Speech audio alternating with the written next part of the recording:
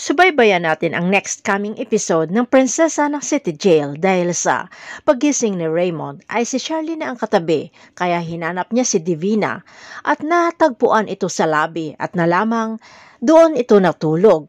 Umiiyak si Divina na nagsusumbong na kung ano-anong masasakit na salita ang sinabi ni Charlene kaya siya lumabas na lamang at ayaw niya ng gulo kaya siya lumabas. Yumakap si Divina na paiyak-iyak at lalo pang hinigpitan ang pagkayakap na nakitang pababa si Charlene. Humingi ng sorry si Raymond kay Divina sa inasta ng kanyang asawang si Charlene na pinapalabas na ni Divina na masama ang asawa ni Raymond. Samantala, nagkita na si Charlene at si Lailani na ngayon ay nagtatrabaho na janitress sa isang restaurant. Agad nilapitan ni Charlene si Lailani.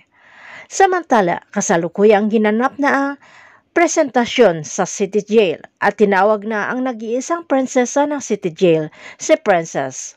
Napatitig si Xavier nang pumasok si Princess na nakangiti na minamahal ng lahat sa loob ng kulungan dahil sa kanyang kabutihan. Sa pagkikita ni Lailani at Charlene ay ipagtapat na kaya ni Lailani kay Charlene na hindi niya anak itong si Liberty, ang batang pinalaki niya, dahil ipinagpalit ni Divina ang kanilang anak noon. Abangan na lang natin ang susunod na episode dito sa Prinsesa ng City Jail.